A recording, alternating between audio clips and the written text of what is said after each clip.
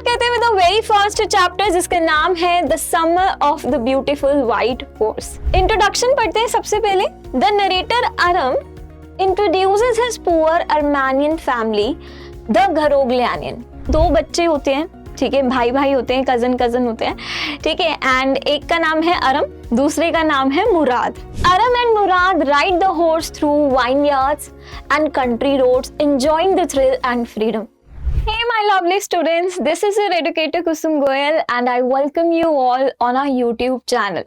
तो आप सभी का बहुत बहुत स्वागत है एंड आई होप कि आप सब लोग बिल्कुल अच्छे हैं, बिल्कुल फैंटास्टिक है एंड आज के सेशन के लिए बिल्कुल रेडी है। आज के सेशन में हम करने वाले हैं अपनी क्लास 11th की जो बुक है स्नैपशॉट्स, उसके सारे चैप्टर्स को कवर, यानी कि एक ही बुक में आपको सारे चैप्टर्स मिल जाएंगे। So it's like all in one video. Okay, so let's get started with the very first chapter. And session कैसा लग रहा है, ठीक है, एंड आपको और किस तरीके के सेशंस चाहिए वो सब कुछ आप लोग बताना in the comment section box, ठीक है। स्टार्ट करते हैं with the very first chapter जिसका नाम है the summer of the beautiful white horse, ठीक है। अब ये चैप्टर में क्या है कि दो बच्चे होते हैं, ठीक है, भाई भाई होते हैं, कजन होते हैं, ठीक है, एंड एक का नाम है अरम, दूसरे का नाम है मुराद, ठीक है। अब ये दोनों बच्चे ना बहुत ही गरीब फैमिली से बिलोंग करते हैं। अरम तो बहुत भोला भाला सा है, ठीक है, लेकिन जो मुराद है वो बहुत ज्यादा क्रेजी है, मतलब तूफानी लड़का है वो। तो एक दिन उसका भाई मुराद कहीं से सफेद घोड़ा ले आता है और अरम इस बात को लेके काफी शॉक्ड हो जाता है। वो सोचते हैं कि यार हम लोग जितने गरीब हैं, ठीक है, तो हम तो सफेद घोड़ा, मतलब इस तरीके का, ऐसा तो इतना सुंदर इतना प्यारा घोड़ा अफोर्ड ही नहीं कर सकते, है ना। तो ये कहाँ से आया है, पक्का इसने चोरी की है। तो अब इस घोड़े के साथ में ये कैसे टाइम स्पेंड करने वाले हैं, कैसे इसको छुपाने वाले हैं, एंड क्या इस घोड़े को ये कभी बेचेंगे या इसके मालिक को रिटर्न करेंगे, क्या करेंगे इस घोड़े के साथ में, ये सब कुछ हम देखने वाले हैं इस चैप्टर में। So let's get started. आ जाओ एक सेकेंड। हाँ, या सो इंट्रोडक्शन पढ़ते हैं सबसे पहले। The narrator Aram introduces his poor Armenian family the Garoghlanian, ठीक है। सो अरम कौन सी फैमिली से बिलोंग करता है, घरोग्लियानियन फैमिली से बिलोंग करता है। Known for their honesty and integrity. अब ये लोग चाहे कितने भी गरीब क्यों ना हो, लेकिन ये लोग बहुत फेमस है अपने ट्रस्ट के लिए, अपनी ऑनेस्टी के लिए। मतलब ऐसा माना जाता है कि इस फैमिली का कोई भी इंसान, इस ट्राइब का कोई भी इंसान चोरी नहीं कर सकता। चोरी तो बहुत दूर की बात है, झूठ भी नहीं बोल सकता। ये लोग अपनी ऑनेस्टी के लिए, अपने ट्रुथ के लिए इतने ज्यादा फेमस है। अब अरम को एक दिन अर्ली मॉर्निंग सरप्राइज मिलता है और वो सरप्राइज क्या होता है, let's see. One summer morning at 4 AM, अब 4 बजे सुबह उसका भाई मुराद, उसका जो कजन है मुराद, ठीक है, वो अरम को आके उठाता है खिड़की के बाहर, ठीक है, और बोलता है कि बाहर आ जाओ, ठीक है। Wakes Aram and is sitting on a beautiful white horse. Aram देखते हैं कि उसका जो भाई है वो एक सफेद घोड़े पर बैठा है जो कि बहुत ही सुंदर दिख रहा है। Aram is stunned because they are too poor to own a horse. लेकिन अरम जितना, मतलब ये देख के ये सरप्राइज होता है ना कि सफेद घोड़ा कितना सुंदर लग रहा है, वाओ, ठीक है। दूसरी चीज उसको ये भी लगती है कि यार बट ये इतना सुंदर घोड़ा मेरे भाई मुराद के पास कैसे आ सकता है, क्योंकि हम दोनों तो गरीब है, हम इतना बढ़िया इतना सुंदर घोड़ा तो कभी खरीद ही नहीं सकते। मुराद इनविटेशन। अब मुराद कहता है कि भाई तू ना आम खा, गुठलियां मत गिन, ठीक है। तो वो उसको इनवाइट करता है कि देख, अगर तुझे घोड़े पे राइड करना है तो फटाफट से बाहर आ जा। Mourad invites Aram to ride the horse. They both first suspect the horse must be stolen because their family would never buy one. ठीक है, अब क्या होता है, ये मतलब मुराद तो उसको यही बोलते हैं कि भाई देख आम खा, गुठलियां मत गिन, ठीक है। अब तेरे को अगर फटाफट से हॉर्स राइड करनी है, ठीक है, घोड़े की सवारी करनी है, तो फिर फटाफट से बाहर आ जा, ठीक है, टाइम मत वेस्ट कर। तो अरम पहले सोचते हैं कि यार पक्का ना इसने मतलब खरीद तो नहीं सकता यार, इतने तो पैसे नहीं हमारे पास, पक्का ना ये घोड़ा ना चोरी का है। मतलब उसे ऐसे शक हो रहा होता है कि यार क्या मेरे भाई ने चोरी की है, पर मेरा भाई चोरी कैसे कर सकता है? हम दोनों तो घरोग्लैनियन फैमिली के बच्चे हैं, है ना? हम अपने खानदान का नाम कैसे खराब कर सकते हैं? हमारा खानदान तो फेमस है ऑनेस्टी के लिए, ट्रस्ट के लिए। तो अब बेचारा अरम ना कंफ्यूजन में पड़ जाता है। उसको ये लगता है कि पक्का ये चोरी किया हुआ है, एक साइड तो उसको ये लगता है क्योंकि यार ये लोग बहुत गरीब है, दूसरी जगह उसको ये लगता है लेकिन मेरा भाई चोरी कैसे कर सकता है ना? well, आरम इन बातों पे ज्यादा वो नहीं करता, ठीक है? वो क्या करता है, उसके साथ राइड पे चला जाता है। तो अब इनकी फर्स्ट राइड होती है घोड़े पर।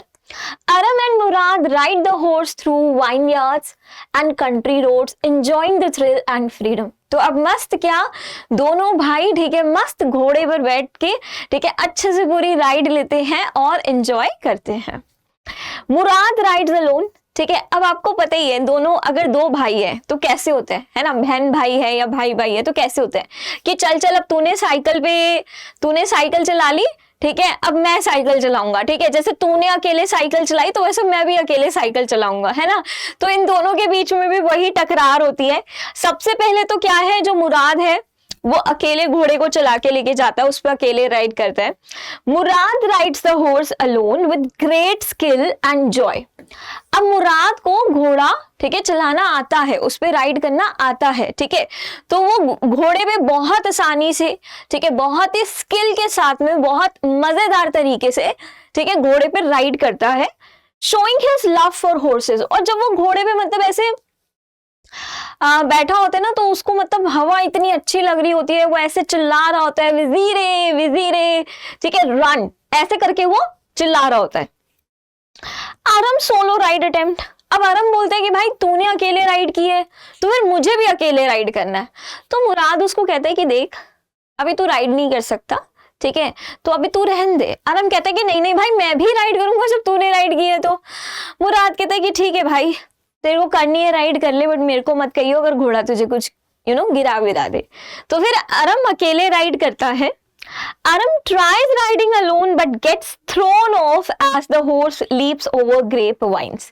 लेकिन आरम को घोड़ा आता ही नहीं था चलाना, ठीक है? उसको राइड करना आता ही नहीं था उस पे। तो क्या होता है जब आरम अकेले राइड करने जाता है तो घोड़ा उसको गिरा देता है एंड भाग जाता है। Decision to hide the horse। अब ये दोनों बच्चे घोड़े के साथ में खूब मस्ती कर रहे हैं, ठीक है? अपनी राइड खूब एंजॉय कर रहे हैं। Instead of returning it immediately, they decide to hide the horse। ठीक है? तो अब इन दोनों बच्चों को बहुत मजा आ रहा है, तो अब घोड़े को रिटर्न करने की जगह ये दोनों बच्चे क्या डिसाइड करते हैं कि हम घोड़े को छुपा देते हैं। क्योंकि देखो रियलिटी में तो यही है ना कि इन्होंने घोड़ा खरीदा नहीं है, ठीक है? ये इतनी पुअर फैमिली से बिलोंग करते हैं कि दे कांट अफोर्ड, ठीक है? घोड़ा ये अफोर्ड ही नहीं कर सकते हैं। तो अब इन्होंने क्या किया है, घोड़े को चुराया है। और चुराया किसने है? मुराद ने चुराया है, आरम ने नहीं चुराया, ठीक है? आरम को तो बाद में पता लगा। अब क्योंकि ये दोनों को मजा आ रहा है तो ये क्या करते हैं, घोड़े को छुपा देते हैं रिटर्न करने की जगह, ठीक है? और कहाँ पे छुपाते हैं? एक खाली बान होता है वाइन यार्ड का, ठीक है? तो उसमें जाके छुपा देते हैं। Routine rides continue. अब ये वही अपना रूटीन फॉलो करते हैं, घोड़े को जहां पे छुपाया है वहां से घोड़ा निकालते हैं, उस बान के अंदर से घोड़ा निकालते हैं, ठीक है? क्या होता है, बान जहां पे घोड़े के चारा वगैरह सब डाला होता है ना, वो वाली जगह, ठीक है? सो दैट इज अ बान। ओके, तो अब ये क्या करते हैं, घोड़े को वहीं से निकालते हैं बान में से, घोड़े पे राइड करते हैं, ठीक है? फिर राइड करने के बाद घोड़े को डेली वहीं पे छुपा देते हैं। तो मतलब इनका यही वाला रूटीन चल रहा है, इन्होंने रूटीन बना लिया अपना। अर्ली ईच मॉर्निंग, तो हर सुबह ये क्या करते हैं, जल्दी, ठीक है? मतलब वही अपना अर्ली मॉर्निंग ये क्या करते हैं, ठीक है? घोड़े पे राइड करते हैं। तो इन्होंने ऐसा कब तक किया, फॉर अबाउट 2 वीक्स, ठीक है? The cousins take the horse out of hiding and ride it. तो क्या करते हैं, जहां पे छुपाया है वहां से निकालते हैं, उस पे राइड करते हैं एंड दोबारा छुपा देते हैं। और इस दौरान आरम भी क्या कर रहा है, घोड़े पे राइड करना सीख रहा है। Encounter with John बायरो। लेकिन एक दिन क्या होता है कि मतलब इनका ये जो रूटीन सेट है कि घोड़ा निकाला, घोड़े पे राइड की, फिर घोड़ा दोबारा छुपा दिया। तो एक दिन क्या होता है कि जब ये दोनों भाई इस घोड़े को रास्ते में लेके जा रहे होते हैं, इनका इंटरेक्शन हो जाता है जॉन बायरो से। जॉन बायरो कौन है? इस घोड़े के असली मालिक। Okay, one morning on the way to hide the horse, तो जब ये दोनों बच्चे घोड़े को वापसी छुपाने जा रहे थे, they run into John Byro, तो उनकी मुलाकात हो जाती है जॉन बायरो से, the owner of the stolen horse. और ये कौन है? ये है घोड़े का असली मालिक। अब क्या होगा? दोनों बच्चों को मार लगेगी क्या जोर की? देखते हैं। बायरो रिकॉग्नाइजेस द हॉर्स। अब बायरो, जॉन बायरो जब अब घोड़े को देखता है, ठीक है, तो वो देखता है कि यार ये वाला जो सफेद घोड़ा है ये तो बिल्कुल मेरे सफेद घोड़े जैसा लग रहा है। तो अब तो भाई पिट्टी हो जाएगी ना मस्त वाली। देखते क्या होता है। John Byro examines the horse and realises it looks identical to his stolen horse. तो जॉन बायरो मुराद से बोलता है कि क्या मैं एक बारी आपके घोड़े को चेक कर सकता हूँ? मतलब एक बारी मुझे इसमें कुछ एग्जामिन करना है, कुछ चेक करना है, मैं चेक कर सकता हूँ क्या? मुराद जो कि हमको पता है बहुत क्रेजी है, ठीक है, और कॉन्फिडेंट बच्चा है, तो वो बड़ा कॉन्फिडेंटली बोलता है कि हाँ हाँ जॉन बायरो, क्यों नहीं, आपको चेक करना है आप कर सकते हैं। तो जॉन बायरो घोड़े को चेक करता है और उसको लगता है कि यार ये घोड़ा तो मतलब बिल्कुल जो मेरा घोड़ा था, ठीक है, वही दिखता है, बिल्कुल वैसा ही दिखता है। But he trust the Garoghlanian family's reputation for honesty. लेकिन फिर वो ये सोचते हैं कि यार अरम एंड मुराद, ये दोनों बच्चे तो कौन सी फैमिली से बिलोंग करते हैं? घरोग्लानियन फैमिली से बिलोंग करते हैं। एंड जो घरोग्लानियन फैमिली है वो तो अपने ट्रस्ट, वो तो अपनी ऑनेस्टी के लिए फेमस है। अगर ये दोनों बच्चे घरोग्लानियन फैमिली के नहीं होते ना, तो पक्का ये घोड़ा मेरा ही घोड़ा होता। लेकिन ये घोड़ा मेरा घोड़ा नहीं है, क्योंकि ये दोनों बच्चे कौन सी फैमिली से बिलोंग करते हैं? घरोग्लानियन फैमिली से बिलोंग करते हैं। और अगर ये दोनों बच्चे ये कह रहे हैं कि घोड़ा इनका है, तो डेफिनेटली घोड़ा इनका ही होगा।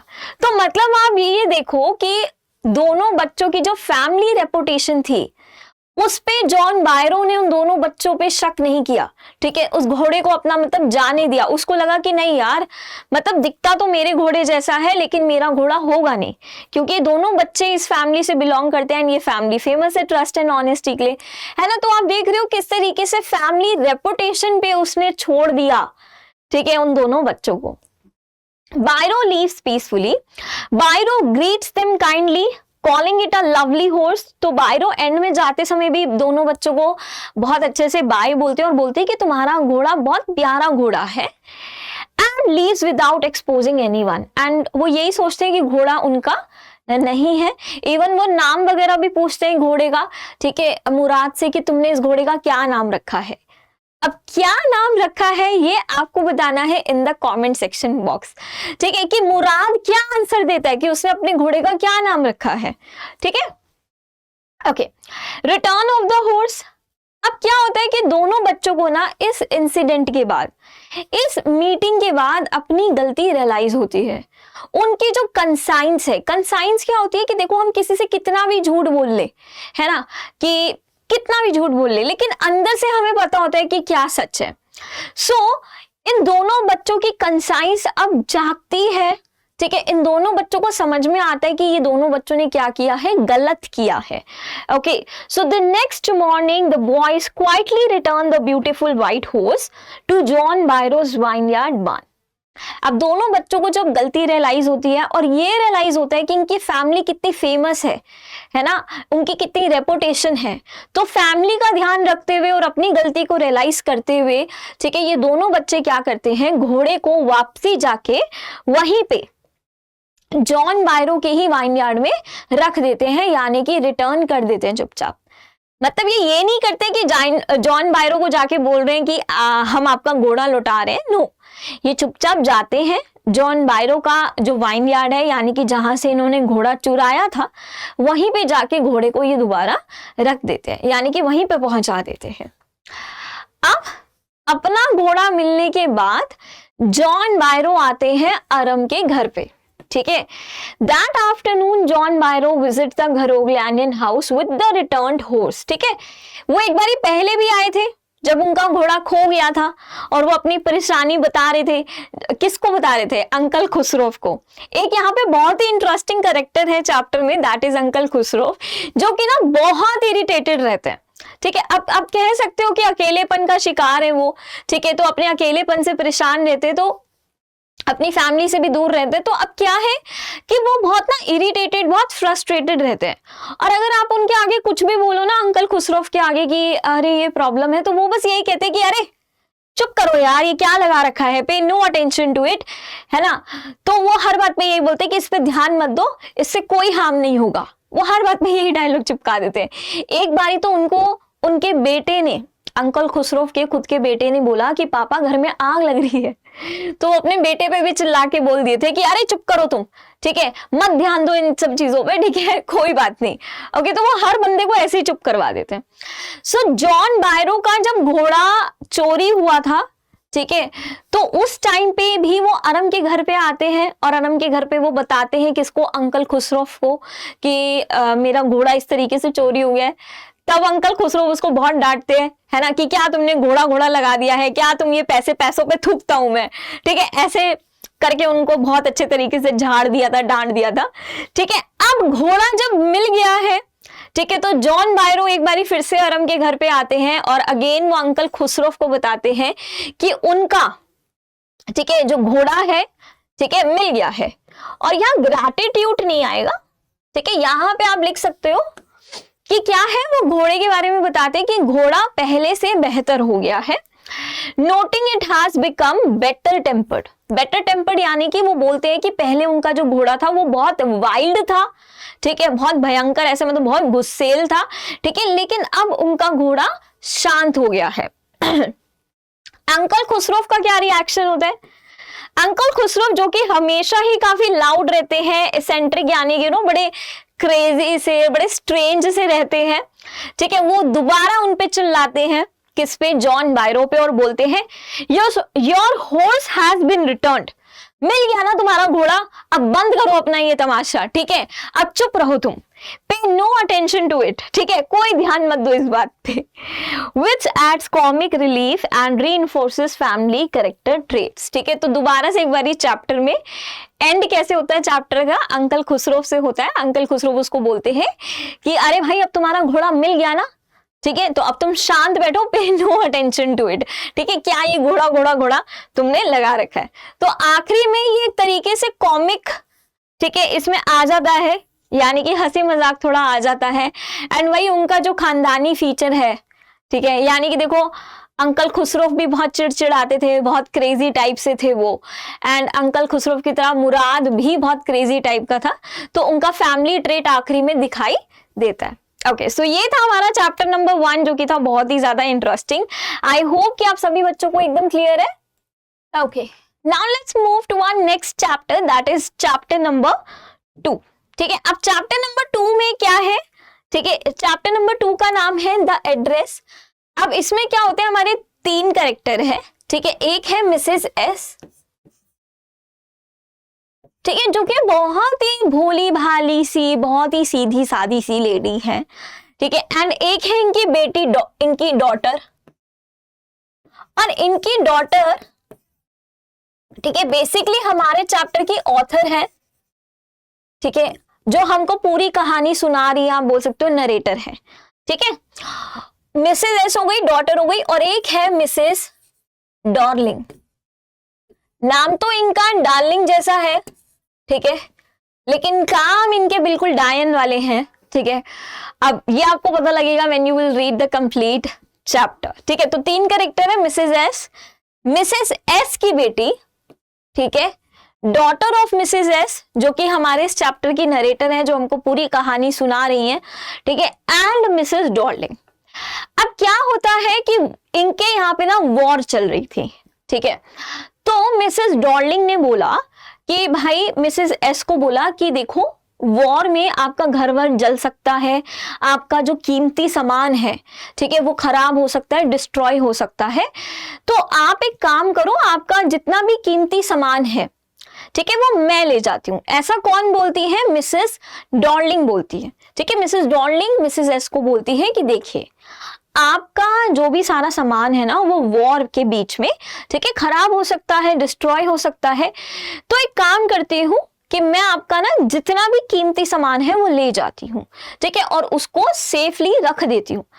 जब वॉर खत्म हो जाएगी तो आप मेरे घर से वो सारा सामान वापसी ले जाना, ठीक है। अब मिसेस एस क्या करती है, वो बहुत भोली होती है, बहुत सीधी सादी सी होती है, तो वो क्या करती है, अपना सारा सामान जितना भी कीमती सामान है किसको दे देती है, मिसेस डॉर्लिंग को दे देती है, इस भरोसे पे कि वो वॉर के बाद उनसे वापसी ले लेगी। अब वॉर जब खत्म होती है तो भाई जो मिसेस एस है उनकी जो पूरी फैमिली है वो खत्म हो जाती है वॉर में, यानी कि वॉर में मिसेस एस की डेथ हो जाती है, ठीक है, उनकी पूरी फैमिली की डेथ हो जाती है, लेकिन एक जन बच जाता है जो कि है उनकी बेटी, यानी कि हमारे चैप्टर की नरेटर। सो हमारी नरेटर बच जाती है, उनकी बेटी बच जाती है।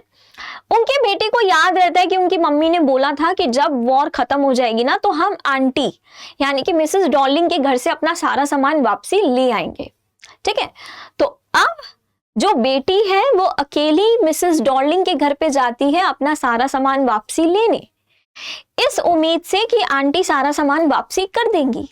लेकिन होता क्या है, जब आंटी के घर पे पहुंचती है बेटी, मिसेस एस की डॉटर जब पहुंचती है तो आंटी तो पहचानने से ही इनकार कर देती है, ठीक है। तो मतलब आप देख रहे हो कि मिसेस डॉर्लिंग को पहले से ही ये एक्सपेक्टेशन थी कि मैं इनका सारा सामान हड़प लेती हूँ, क्योंकि वॉर में तो ऑब्वियस सी बात है ये लोग मर ही जाएंगे, ठीक है, तो वॉर के बाद कोई मेरे से सामान लेने आएगा नहीं। ओके, सो अब इस पूरे चैप्टर को हम पढ़ते हैं थोड़ा डीप में। ओके, आ जाओ। अच्छा, एक चीज मैं आपको बता देती हूँ यहाँ पे ना, देखो जब वॉर चल रही थी ना उसमें नुकसान किसको पहुंचाया जा रहा था, ज्यूज लोगों को, ठीक है। तो मिसेस एस जो थी ना वो ज्यूज थी, ठीक है, और जो मिसेस डॉर्लिंग थी ना वो नॉन जूस थी।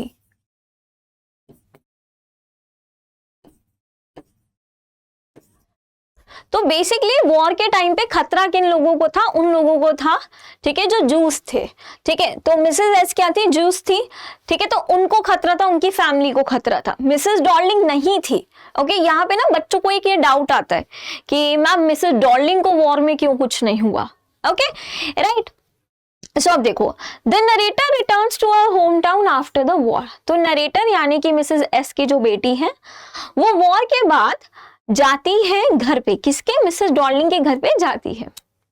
She remembers an old address, ठीक है, उनको आज भी वो पुराना एड्रेस याद है जो उनकी मम्मी ने उनको याद करने के लिए बोला था, और वो एड्रेस क्या है, नंबर 46 मैरकॉनी स्ट्रीट। अब ये मैरकॉनी स्ट्रीट है, आप लोग मैक्रोनी मत लिखाना, okay, which her mother had once given her, और उनकी मदर ने ही उनको बोला था कि बेटा यह एड्रेस जो है हमें याद रखना है। She decides to go there, ठीक है, तो नरेटर यहाँ जाने का डिसाइड करती है। She reaches the house and rings the door bell, ठीक है, तो नरेटर जब यहाँ पे इस नंबर 46 पे पहुंच जाती है तो वो दरवाजा मतलब खटखटाती है, डोर बेल बजाती है, और निकल के कौन आता है बाहर, आंटी जी, मिसेस डॉर्लिंग निकल के आती है। Opens the door cautiously. अब मिसेस डॉर्लिंग क्या दरवाजा खोलती है, लेकिन वो इतना ही दरवाजा खोलती है जिससे बस दिख सके, ठीक है, थोड़ा सा, ठीक है, पूरा दरवाजा वो नहीं खोलती। The narrator introduces herself as Mrs S daughter. अब जब दरवाजा खुलता है तो मिसेस एस की जो बेटी है वो मिसेस डॉर्लिंग को बताती है कि नमस्ते आंटी, मैं हूं मिसेस एस की बेटी, ठीक है। तो Mrs Darling looks frightened and uneasy. अब ये देखकर कि भाई मिसेस एस की बेटी उनके घर पे आई है, ठीक है, वो घबरा जाती है, ठीक है, एंड वो क्या करती है, she pretends not to recognise the narrator. Pretend यानी कि दिखावा करना, और वो इस तरीके से दिखाती है कि जैसे उन्होंने नरेटर को पहचाना ही नहीं कि भाई नरेटर कौन है। The narrator notices Mrs Dorling wearing her mother's green cardigan, ठीक है, लेकिन हमारी जो नरेटर है उन्होंने मिसेस डॉर्लिंग को पहचान लिया है अच्छे से, क्योंकि मिसेस डॉर्लिंग ने उस वक्त उसकी मम्मी का ही कार्डिगन पहन रखा है।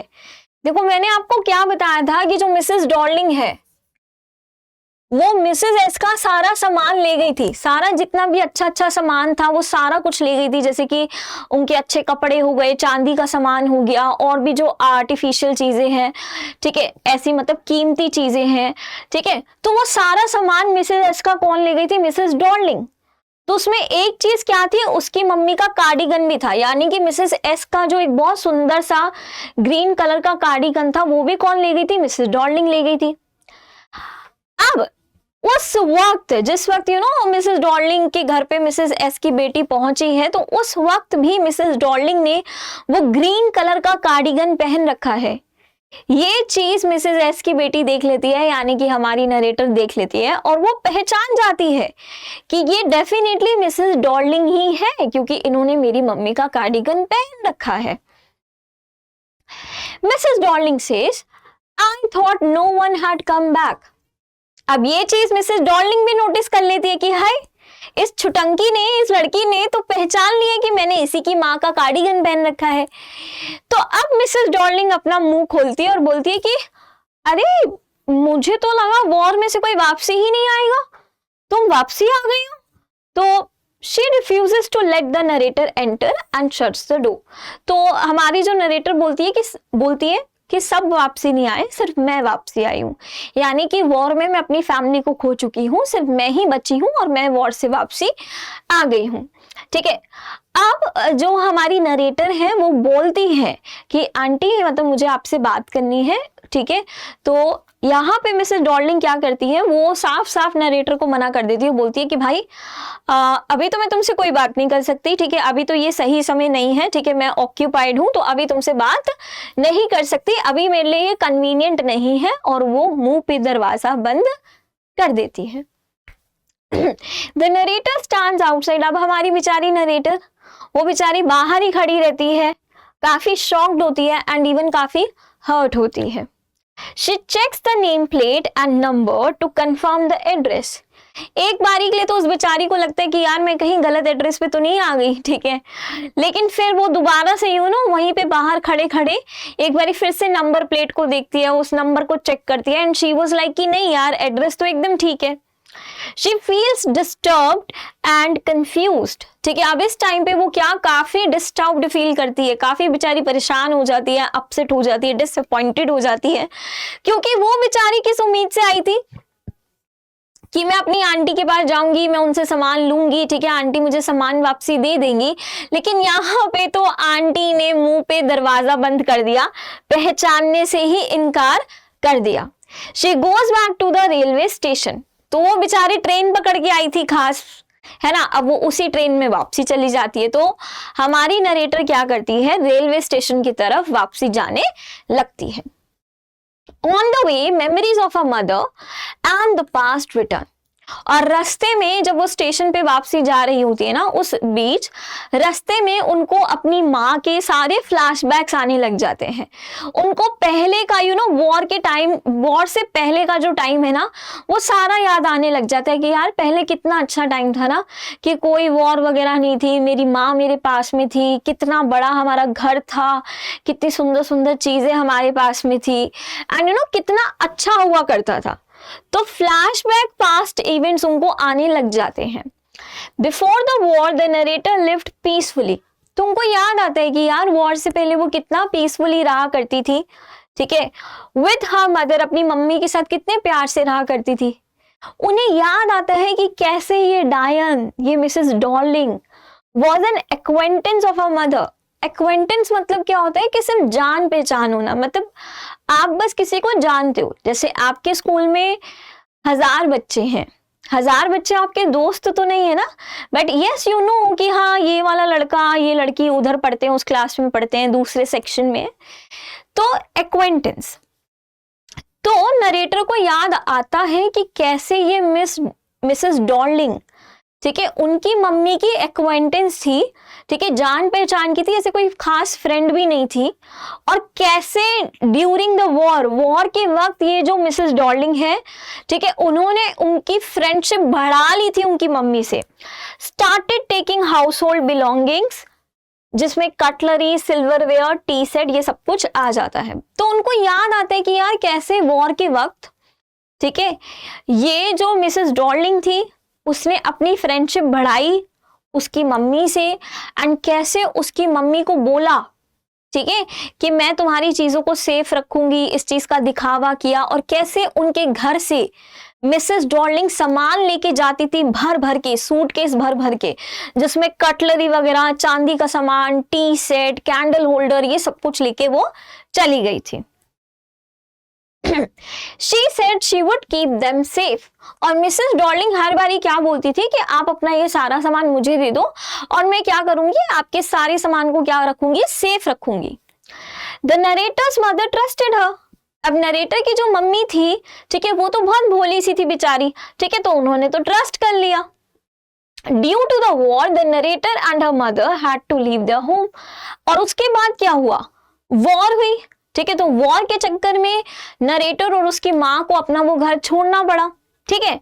Later the narrator's mother died, और फिर उसके बाद क्या होता है, नरेटर की जो मम्मी होती है वो वॉर में खत्म हो जाती है, उनकी डेथ हो जाती है, ठीक है। अब यहाँ पे फ्लैशबैक खत्म होता है।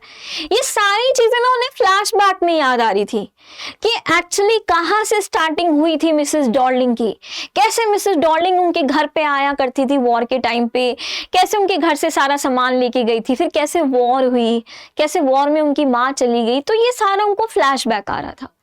अब फ्लैशबैक खत्म होता है कहानी में और प्रेजेंट शुरू होता है, ठीक है, प्रेजेंट कंटिन्यू होता है। The narrator feels restless. अब हमारी जो नरेटर है वो बहुत ही रेस्टलेस फील कर रही होती है, यानी कि बहुत बेचैन फील कर रही होती है। आफ्टर रिकॉलिंग द पास्ट, अब जब पास्ट की चीजें उनको याद आती है ना तो बहुत बेचैन हो जाती है। She decides to visit the address again. अब नरेटर क्या सोचती है कि नहीं यार, मैं एक बारी दोबारा जाती हूँ, ठीक है, मिसेस डॉर्लिंग के घर पे। ऑन द सेकेंड विजिट, तो वो दोबारा जाती है, लेकिन इस बारी दरवाजा कौन खोलता है, इस बारी दरवाजा मिसेस डॉर्लिंग नहीं, ठीक है, उनकी बेटी होती है, वो दरवाजा खोलती है। एंड मिसेस डॉर्लिंग की बेटी बिल्कुल भी मिसेस डॉर्लिंग जैसी नहीं है नेचर वाइज, दिखने में तो उसकी जैसी है। मतलब देखो, मिसेस डॉर्लिंग की भी जो बैक थी, ठीक है, वो काफी ब्रॉड थी, ठीक है, और उसी तरीके से मिसेस डॉर्लिंग की जो बेटी है उसकी भी जो बैक है, ठीक है, वो काफी ब्रॉड है, ठीक है, लेकिन नेचर वाइज ये माँ बेटी दोनों अलग थी। मिसेस डॉर्लिंग ने तो कितना रूडली बिहेव किया था, कितने गंदे तरीके से बिहेव किया था कि मुंह पे दरवाजा बंद कर दिया था, पहचानने से इनकार कर दिया था। लेकिन मिसेस डॉर्लिंग की बेटी ऐसा नहीं करती है, वो दरवाजा भी खोलती है और साथ में ऑथर को, ठीक है, यानी कि हमारी नरेटर को, सॉरी, ठीक है, घर के अंदर इनवाइट भी करती है। The narrator is allowed inside the house, तो वो नरेटर को बोलती है कि आइए आइए, आप मेरी मम्मा से मिलने आए हैं, आइए आइए, अंदर आइए। She sees her mother's belonging. अब घर में घुसते ही हमारी जो नरेटर है अपनी माँ का सारा सामान वापसी देखती है। Placed around the house, ठीक है, इसमें वो क्या क्या देखती है, टेबल क्लॉथ, ठीक है, सारा cutlery, candle holder, T set, ये सब कुछ वो देखती है कि उनका ये सारा सामान था, है ना। ये सारा सामान एक्चुअली में किसका है, नरेटर की माँ का है, सो बेसिकली नरेटर का है। द ऑब्जेक्ट लुक्स फैमिलियर, तो ये जितना भी सामान था नरेटर इस सामान को पहचानती थी, ये फैमिलियर सामान था, है ना, क्योंकि उन्हीं का था। But feel cold and meaningless, लेकिन वो देखती है कि जो मिसेस डॉर्लिंग है उसने अपने घर में इनका ये सारा सामान कितना मतलब गंदे तरीके से रखा हुआ है, इतना टेस्टलेस मैनर में रखा हुआ है कि सामान की सारी रिस्पेक्ट, सामान की सारी वैल्यू ही चली गई है। अब आप मान लो फॉर एन एग्जाम्पल कि अगर ये जैसे स्मार्ट बोर्ड है, अब ये स्मार्ट बोर्ड स्टूडियो के अंदर ही अच्छा लगेगा ना, अगर मैं इस स्मार्ट बोर्ड को उतार के ठीक है बाहर अपने विरांडा में रख दूं तो आप सोचो कैसा लगेगा। जैसे आपके घर में टीवी है तो भाई टीवी लिविंग रूम में, ड्राइंग रूम में, बेडरूम में ऐसे अच्छा लगता है ना। अगर हम टीवी को उतार के ठीक है छत पे पटक आए तो आप सोचो कि आपको कैसा लगेगा। अच्छा नहीं लगेगा ना बिल्कुल भी, एक साइड में पड़ा हुआ ऐसे छज्जे में। Would you like it? No. तो ऐसे ही ऑथर देखती है कि उनका इतना अच्छा सामान, इतना महंगा, इतना एक्सपेंसिव सामान ठीक है मिसेस डॉर्लिंग के घर में ऐसे ही रखा था, बिल्कुल टेस्टलेस मैनर में। तो वो देखती है कि चीजों ने उनकी इंपॉर्टेंस, उनकी वैल्यू ही खत्म कर दी है। ये देखकर उनको बहुत डिस्कस्टिंग लगता है, उनको बहुत अनकंफर्टेबल लगता है एंड उनको ऐसा लगता है कि कुछ एलियन जैसा उनको लगता है। यानी कि उनको लगता है कि चीजों को तो मैं जानती हूं लेकिन ये जो जगह है इसको मैं नहीं जानती, है ना। और उनको बहुत अजीब, बहुत ही डिस्कस्टिंग, बहुत अनकंफर्टेबल ठीक है उनको लगता है। The narrator realizes things lose value without loved ones। ठीक है, अब नरेटर को ये रियलाइज होता है कि इन चीजों की अब उनकी लाइफ में कोई भी अहमियत नहीं है, कोई इंपॉर्टेंस नहीं है, क्योंकि ये जो सारी चीजें थी ये किसकी थी? उनकी माँ की थी। अब माँ ही नहीं रही, है ना, तो इन चीजों का वो क्या करेंगी। दूसरी बात उनको ये समझ में आती है कि चीजें जब अपनी जगह पे होती है ठीक है, अपनी डेडिकेटेड, जो जिस जगह के लिए वो बने हैं उसी में अच्छी लगती है। उन्हें ये लगा कि आज अगर मैं मिसेस डॉर्लिंग के घर से अपना ये सारा सामान वापसी ले भी जाऊंगी तो रखूंगी कहाँ? मेरे पास तो कोई जगह ही नहीं है, क्योंकि मेरा तो वॉर के टाइम पे जो घर था ठीक है वो तो तबाह हो चुका, वो तो डिस्ट्रॉय हो गया। अब तो मैं किराए के एक छोटे से कमरे में रहती हूँ, उसमें थोड़ा ना मैं ये इतना महंगा इतना कीमती सामान रखूंगी। तो उनको ये रियलाइज होता है कि जो चीजें हैं उनकी वैल्यू जो है वो खत्म हो गई है ना। Memories can not be preserved through objects alone. उन्हें ये रियलाइज होता है कि यादों को सिर्फ सामान के थ्रू जोड़ा नहीं जा सकता। एंड वैसे भी वो इस सामान को जितना देखेगी उसको अपनी माँ की उतनी याद आएगी, है ना। She decides not to take anything. तो वो डिसाइड कर लेती है कि वो कुछ भी सामान मिसेस डॉर्लिंग के घर से अपना वापसी नहीं लेकर जाएंगी। She leaves the house quietly. वो चुपचाप क्या करती है, वहां से निकल जाती है। She resolves to forget the address for ever. ठीक है, तो वो सोचती है कि यार मेरी लाइफ में, मेरे पास में भूलने को इतना कुछ है, मतलब मेरे साथ इतना बुरा हुआ है, तो मेरे साथ लाइफ में इतना कुछ है कि भुलाने के लिए इतना सब कुछ है, तो उसमें सबसे आसान क्या चीज है कि मैं इस एड्रेस को ही भूल जाऊं, है ना। मैं इस एड्रेस को ही भूल जाऊंगी तो मैं अपनी लाइफ में आगे क्या कर पाऊंगी, मूव ऑन कर पाऊंगी। सो आखिरी में बेसिकली होता क्या है कि वो कोई भी सामान अपना वापसी नहीं लेके जाती है and she decided to move on in her life, and वो मूव ऑन का डिसीजन लेती है। पर अब यहां से हमें एक चीज क्या पता लगती है, जो चैप्टर की थीम है वो क्या है, वो ये है कि बेटा वॉर, ये जो वॉर वगैरह होती है ना, इसका क्या नतीजा होता है। मतलब आप देखो कि वॉर की वजह से कैसे किसी की पूरी दुनिया उजड़ जाती है। सो ये चीज हमें इस चैप्टर में दिखाई गई है। क्लियर है चैप्टर? एक बार जल्दी से बता दो in the live chat box, और sorry not in live chat box, in the comment box. Okay जी, सो अब हम चलते हैं अपने नेक्स्ट चैप्टर पे, ठीक है, जिसका नाम है, बहुत ही प्यारा चैप्टर है, mother's day. So chapter number 3, mother's day. Okay, अब इस चैप्टर में क्या होता है ये आप काफी रिलेट भी कर पाओगे। आपने अक्सर देखा होगा कि कई बार ऐसा होता है कि हम लोग अपनी माँ पर चिल्ला देते हैं, है ना, एंड अनजाने जाने में, ठीक है, मतलब हम लोग क्या कर देते हैं कि मम्मी की रिस्पेक्ट करना ही भूल जाते हैं।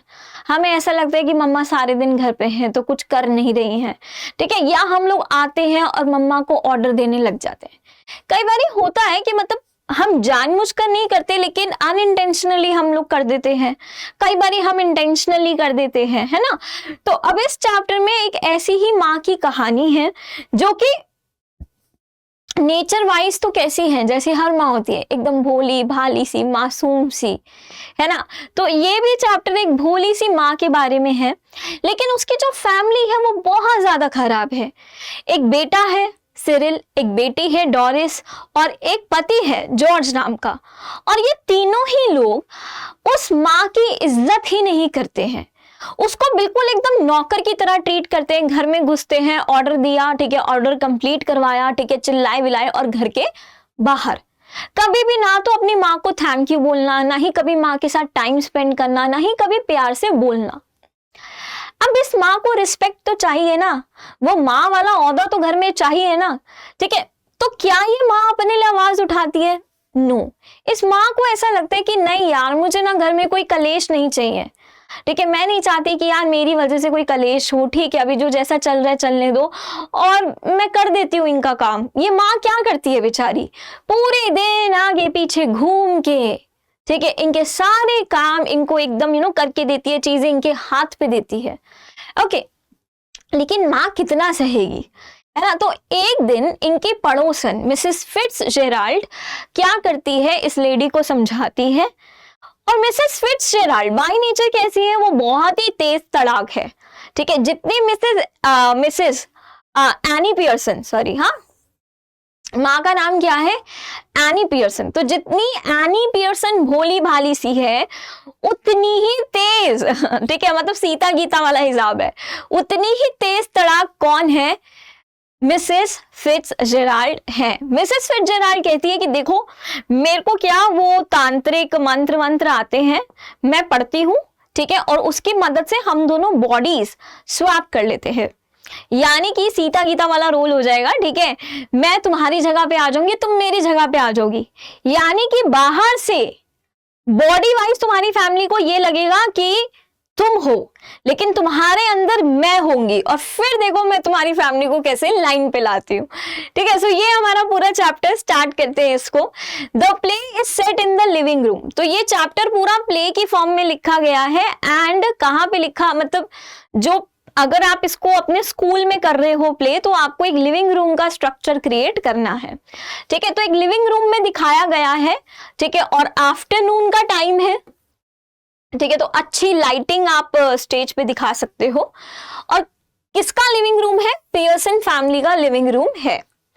मिसेस एनी पियर्सन जो कि चैप्टर में मेन कैरेक्टर है, जो कि माँ है, ठीक है, and her neighbour Mrs Fitzgerald are sitting at a table. अब ये दोनों क्या है, लेडीज, ठीक है, टेबल पे बैठी है। अब देखो इसमें जो तेज तड़ाक है वो कौन है, ये पड़ोसन, शॉर्ट में लिख दे से मिसेस फिट्स, ठीक है, और ये है, अरे यार अभी तो गिरते,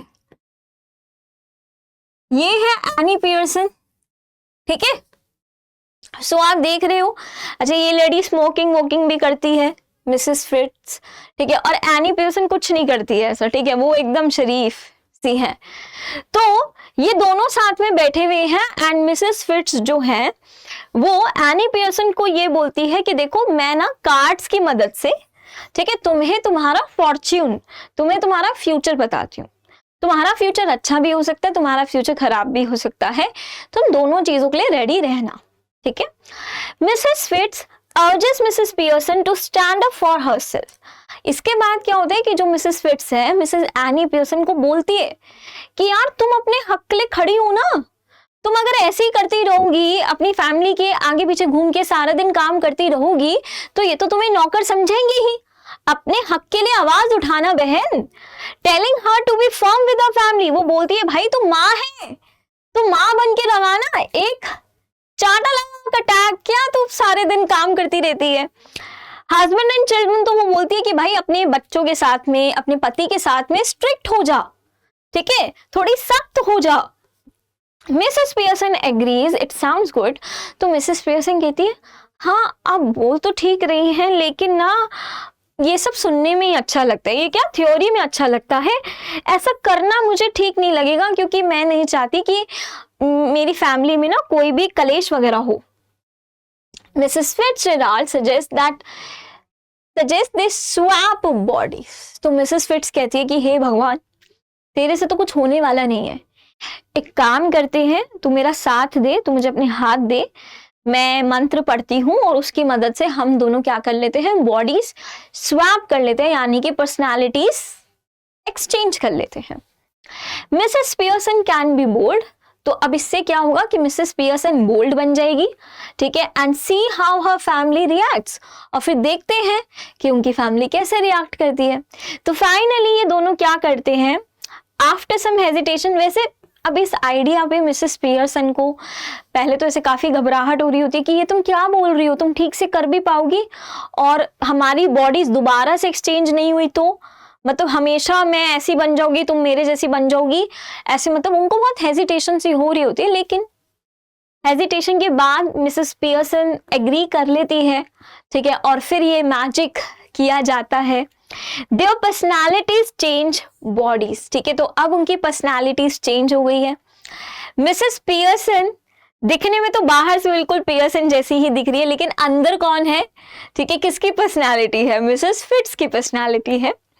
Mrs Pearson now becomes bold, अब वो क्या बन गई है, बोल्ड बन गई है, असर्टिव बन गई है, अपनी बात को एकदम स्ट्रांगली रख सकती है, एंड कमांडिंग बन गई है। ओके, अब वो ऐसे नहीं है कि भाई हर किसी की बात मानेंगी, अब वो अपना हुक्म चलाएंगी। Mrs Fitz becomes more timid, और उल्टा जो मिसेस फिट्स है वो क्या बन गई है, वो डरी डरी सी बन गई है, टिमिड यानी कि डर डर के रहते ना, वो ऐसी बन गई है, एंड जेंटल, वो काफी सॉफ्ट प्यारी सी बन गई है। सो अब मजा आने वाला है चैप्टर में। Mrs Fitz in Mrs. Pearson's body leaves to go to the Pearson house to observe the family.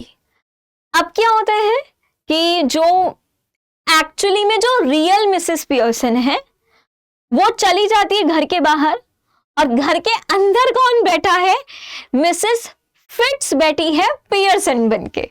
Okay, तो अब फैमिली की एंट्री होगी, one by one family members आएंगे एंड उनका क्या रिएक्शन रहता है देखते हैं।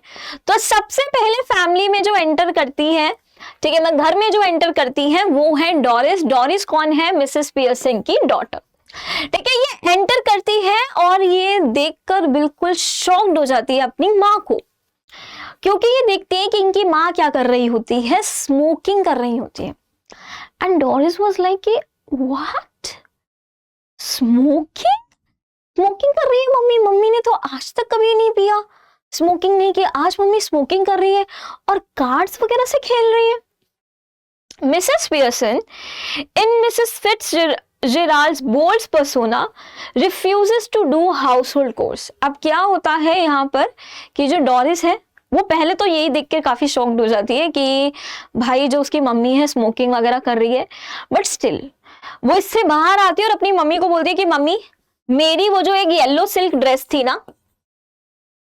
ठीक है, मेरी जो आज मैंने आपको बोला था कि मेरी जो येलो सिल्क ड्रेस है वो आयरन कर देना, तो आपने आयरन कर दी क्या, उसको प्रेस कर दिया क्या? तो उसकी मम्मी बोलती है अच्छा तुम्हें वो ड्रेस आयरन करवानी थी, तो तुम्हें क्या लगता है अपने आप आयरन हो जाएगी वो, मतलब अपने आप खुद ही प्रेस हो जाएगी? हाँ, तो वो कहती है नहीं आप करोगी ना मेरे लिए। तो मिसेस पियर्सन कहती है मैं करूंगी, तुम करोगी, ठीक है, मैं कोई तुम्हारी ड्रेस वगैरह आयरन वगैरह नहीं करने वाली। तो वो साफ साफ मना कर देती है। फिर डोरिस चाय वाय के लिए पूछती है तो वो भी मना कर देती है उसकी मम्मी। Doris is shocked. अब डोरिस ऐसा बिहेवियर, मतलब अपनी गैया माँ का ऐसा, ठीक है, बिहेवियर देखकर डोरिस तो भाई शॉक्ड हो जाती है एंड बहुत अपसेट हो जाती है, because her mother never behave like this before, ठीक है। इवन इसमें और क्या चीजें होती है कि डोरिस से उसकी मम्मी पूछती है कि वैसे तुम्हें ये येलो सिल्क ड्रेस का करना क्या है, ठीक है, तो वो बताती है, ठीक है, कि भाई मेरे को एक लड़के से मिलने, मतलब अपने फ्रेंड है मेरा, ठीक है, तो उसके साथ में जाना है। अच्छा, उसके फ्रेंड का क्या नाम है, ठीक है, ये आप लोग मुझे बताओगे इन द कमेंट सेक्शन बॉक्स, ठीक है। तो डोरिस बोलती है कि मेरा फ्रेंड है, मुझे आज उसके साथ जाना है बाहर, इसलिए पहननी है येलो सिल्क, और आप इतने क्वेश्चन क्या पूछ रही है? तो यहाँ पे क्या होता है, जो मिसेस पियर्सन है, ठीक है, अगेन वो उसके फ्रेंड की बहुत बुराई कर देती है।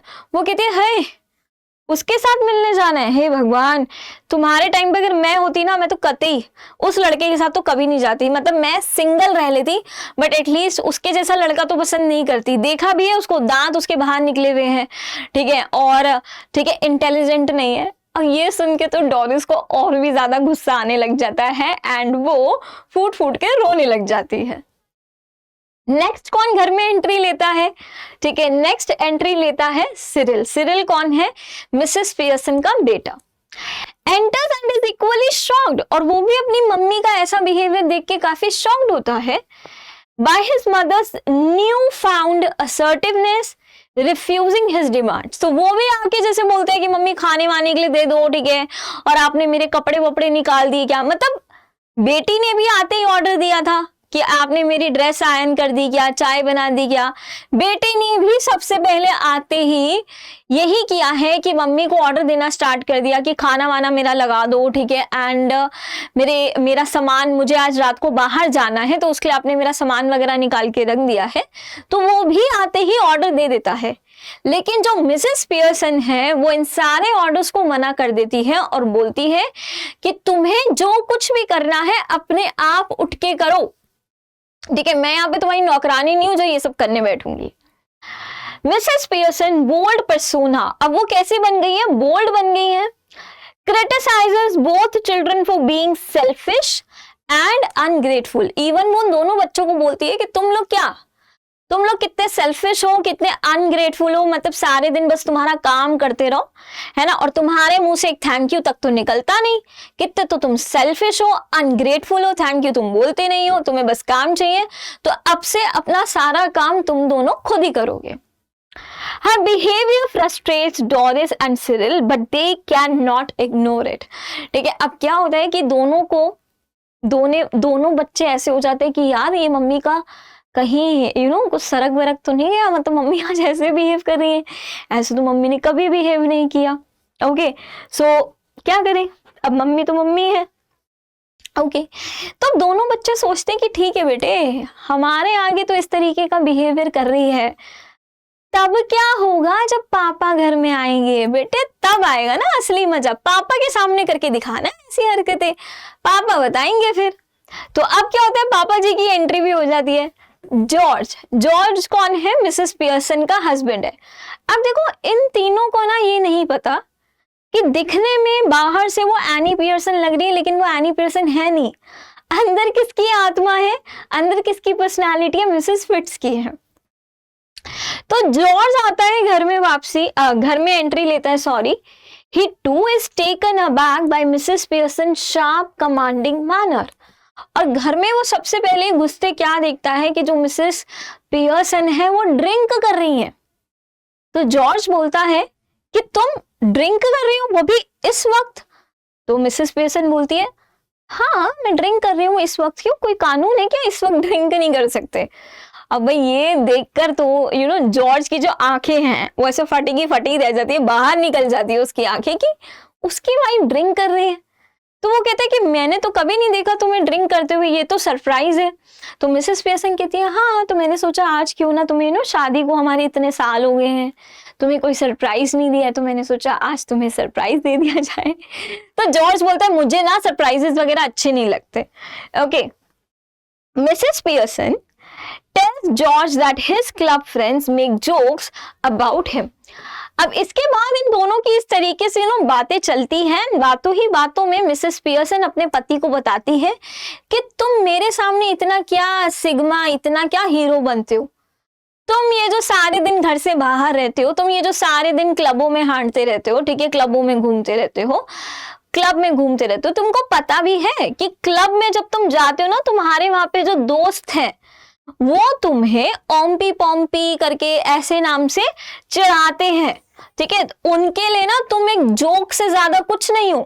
वो लोग तो बस तुम्हारा वेट करते हैं कि कब तुम आओगे, कब वो तुम पे जोक बनाएंगे और कब तुम पे हंसेंगे। तो लोग तुम पे हंसते हैं जो तुम क्लब में जाते हो, ठीक है, and shows no hesitation in challenging him, ठीक है। एंड इस समय मिसेस जो पियर्सन है वो अपने पति के सामने बिल्कुल भी किसी भी तरीके की हेजिटेशन नहीं दिखाती।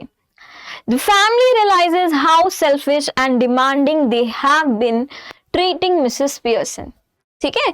इवन मिसेस पियर्सन ये भी बोल देती है कि अपने बच्चों को ये भी बोल देती है कि तुम दोनों बच्चे मेरे सामने क्या दिखावा करते हो कि तुम लोग 40 घंटे काम करते हो, यानी कि हफ्ते में 5 दिन काम करते हो, डेली 8 घंटे काम करते हो, 5 days डेली 8 घंटे, तो तुम लोग बेसिकली 40 आवर्स काम करते हो हफ्ते में, है ना।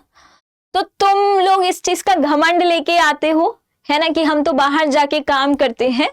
मैं तुमसे डबल काम करती हूँ। और अगर तुम्हें लगता है ना कि 40 घंटे बहुत बड़ी चीज होती है, तो आज से मैं भी 40 घंटे ही काम करूंगी, ठीक है। और वैसे मेरी तो शिफ्ट खत्म हो चुकी है 8 घंटे की, मैं तो 8 घंटे से ज्यादा ही कर चुकी हूँ, तो अब मैं कोई काम नहीं करने वाली। और इवन आज से मैं सैटरडे संडे का ऑफ भी लूंगी, ठीक है, यानी कि मैं अपना वीक ऑफ भी लूंगी जैसे तुम लोग लेते हो, ठीक है। तो क्योंकि भाई घर में माँ जब एज ए हाउसवाइफ होती है ना, तो माँ का कोई ऑफ होता है क्या कि मम्मी देखती है यार सैटरडे या संडे तो आज काम नहीं करना, ठीक है, रात के 2 बज रहे हैं तो इनको कुछ बना के नहीं देना। अरे यार, हम लोगों की माँ हमारे पीछे 24 घंटे 7 दिन मतलब एकदम ऐसा लगी रहती है ना, शी नेवर सेज नो, है ना। और इवन जब सैटरडे संडे आता है तो कुछ ज्यादा ही काम करना पड़ता है क्योंकि घर पे गेस्ट आ जाते हैं। तो अब यहाँ पे उसकी मम्मी, इनकी जो मम्मी है उन्हें यही बोलती है कि तुम दोनों मेरे सामने इतना एटीट्यूड दिखा रहे हो कि तुम लोग बहुत थक जाते हो 40 घंटे काम करके, और मैं तो घर पे कुछ करती नहीं ना, तो आज से मैं भी 40 घंटे काम करूंगी, ठीक है। और सैटरडे संडे में कोई काम नहीं करूंगी, हाँ थोड़ा खाना वगैरह बना दूंगी, बिस्तर वगैरह लगा दूंगी, वो भी तब जब तुम दोनों मेरे से थैंक यू बोलोगे इन सब चीजों के लिए, और मेरे से पोलाइटली बोलोगे कि मम्मा प्लीज कर दो, तो मैं करूंगी, अदरवाइज ये भी नहीं करूंगी। और अब से मैं बाहर घूमी के लिए भी जाऊंगी, बाहर घूमने भी जाऊंगी।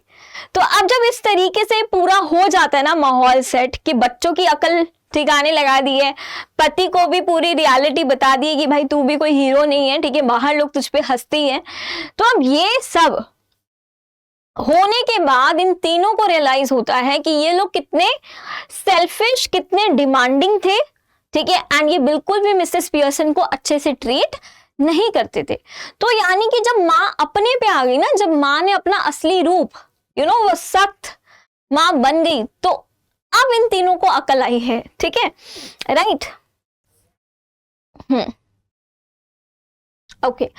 After the confrontations with the family, the body swap effect ends. अब क्या होता है कि जब ये सारा कुछ पूरा सीन वगैरह चल रहा होता है, तो रियलिटी में जो मिसेस पियर्सन है वो अपने घर में दोबारा एंट्री लेती है, और वो देखती है कि उनके दोनों बच्चे रो रहे हैं, पति को उसकी रियलिटी पता लग गई है।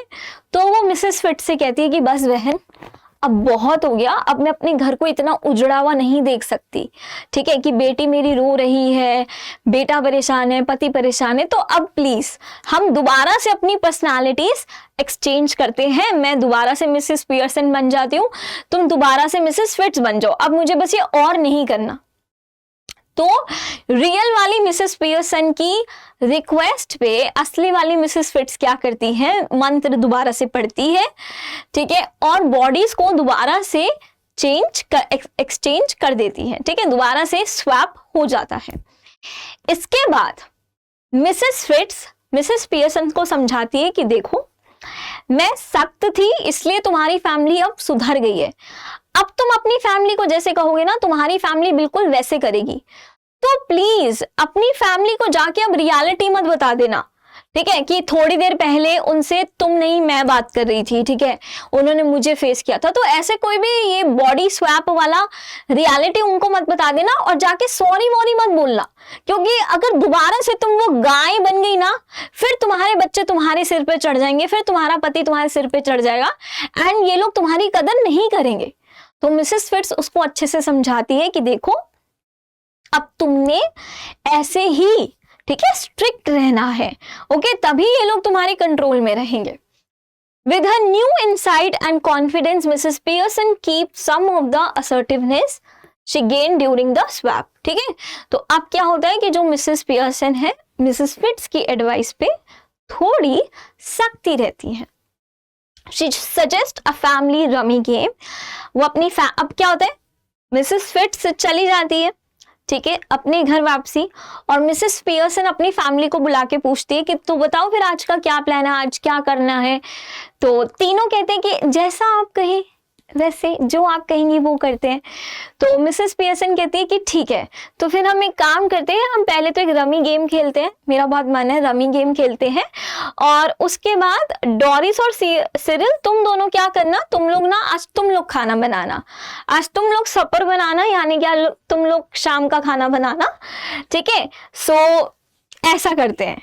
तो तीनों इस बात को मान जाते हैं क्योंकि उन्हें पता है कि मम्मी तो अब बेटा छोड़ेगी नहीं, है ना। तो ये तीनों इस बात को मान जाते हैं। Okay, they played a rummy game, तो एक रमी गेम खेलते हैं, एंड डोरिस एंड सिरिल शाम का खाना बनाते हैं। तो अब बेसिकली पता लग रहा है कि फैमिली में अब म्यूचुअल रिस्पेक्ट है, ठीक है, एंड कोऑपरेशन है, यानी कि अब ये तीनों क्या कर रहे हैं, मिसेस पियर्सन के साथ कोऑपरेट भी कर रहे हैं, उन्हें रिस्पेक्ट भी कर रहे हैं। The family agrees even though रेलुक्टेंटली यानी कि थोड़ा मना करके। तो इसमें से जो डोरिस थी, ठीक है, वो स्टार्टिंग में मना करती है कि थोड़ा सा वो डाउट दिखाती है, लेकिन बाद में मान जाती है। Showing they now value Mrs. Pearson's efforts a little more and are beginning to treat her with respect.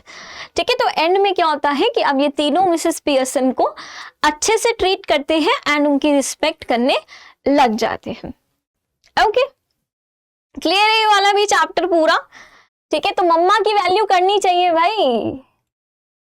Okay जी, तो स्टार्ट करते हैं with our next chapter, that is chapter number 4, birth.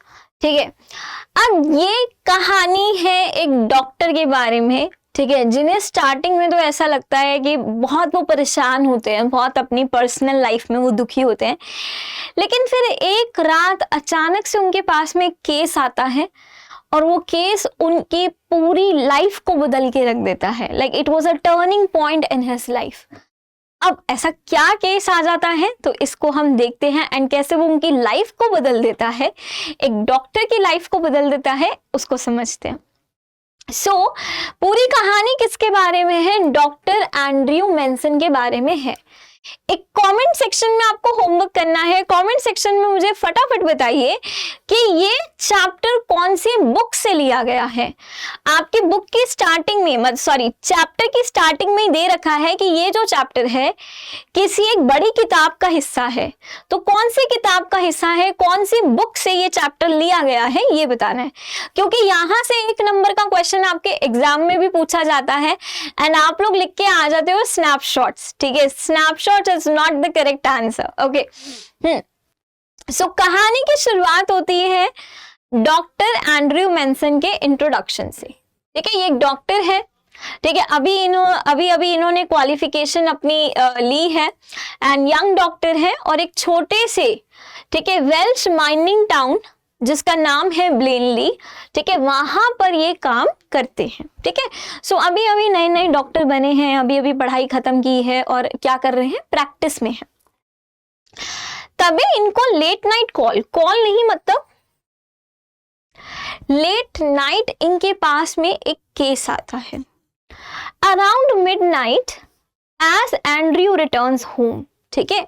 अब क्या होता है कि मिडनाइट हो रही होती है और उस समय एंड्रयू मेंसन अपने घर जा रहे होते हैं, ठीक है।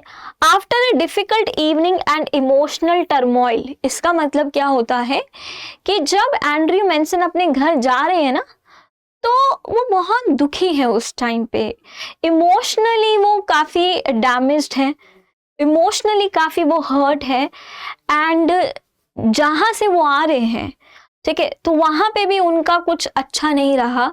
मतलब कि वो अपनी आप कह सकते हो लवर से मिलकर आ रहे हैं जिसका नाम है क्रिस्टाइन।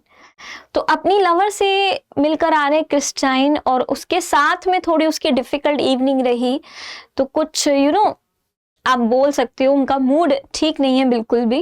ओके, अपनी गर्लफ्रेंड से, अपनी लवर से वो बहुत प्यार करते हैं, उससे शादी करना चाहते हैं, लेकिन वो देखते हैं कि उनके आसपास जितने भी केसेस हैं उन सब में लोग खुश नहीं हैं।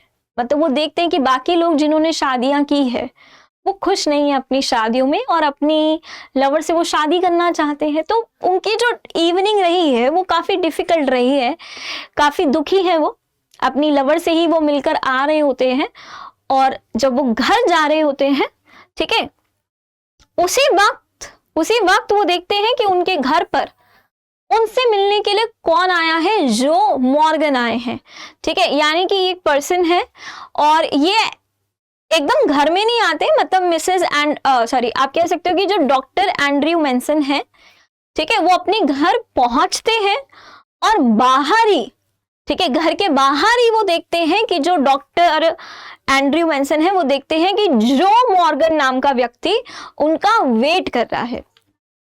अब जो, ठीक है, बताता है डॉक्टर को उसकी वाइफ सुजन मॉर्गन, ठीक है, लेबर में है एंड वांट्स कि भाई डॉक्टर जो है उनकी मदद करे। यानी कि जो वाइफ है सुजन, ठीक है, उसको बेबी होने वाला है, ठीक है, एंड उसका लेबर का टाइम आ चुका है, मतलब फाइनल टाइम है कि वो बर्थ देने वाली है, बेबी डिलीवर करने वाली है, एंड इस वक्त पे उसको जरूरत है डॉक्टर एंड्रयू मेंसन की, ठीक है, राइट। तो डिलीवरी में इन लोगों को हेल्प चाहिए। तो अब डॉक्टर है, डॉक्टर साहब क्या करते हैं, डॉक्टर एंड्रयू फटाफट से, ठीक है, किसके साथ में जाते हैं, जो मॉर्गन के साथ उसके घर पे जाते हैं। अब जो मॉर्गन कहाँ रहता है, ये रहता है 12 ब्लेना टेरेस, ठीक है। और ये घर के अंदर जब जाते हैं, ठीक है, मतलब जैसे जा रहे होते हैं, तो जो मॉर्गन इतनी ज्यादा टेंशन में होता है, जो मॉर्गन बोलता है डॉक्टर को कि डॉक्टर साहब आप घर के अंदर जाइए, मैं घर के बाहर ही हूँ, ठीक है। तो ये बेचारा इतनी ज्यादा टेंशन में होता है। तो फिर डॉक्टर एंड्रयू मेंसन अकेले जो मॉर्गन के घर के अंदर जाते हैं और घर के अंदर वो देखते हैं कि कौन कौन है। एक कमरा है, ठीक है, और उस कमरे के अंदर सुजन की मम्मी है, ठीक है, एक मिडवाइफ है, मिडवाइफ यानी कि जो नर्स टाइप होती है जो डिलीवरी में हेल्प करेगी, ठीक है, ओके, एंड सुजन है। तो कमरे के अंदर 3 लोग होते हैं। सुजन होती है ऑब्वियसली, ठीक है, सुजन की मदर होती है और एक मिडवाइफ होती है, नर्स टाइप आप बोल सकते हो, ठीक है।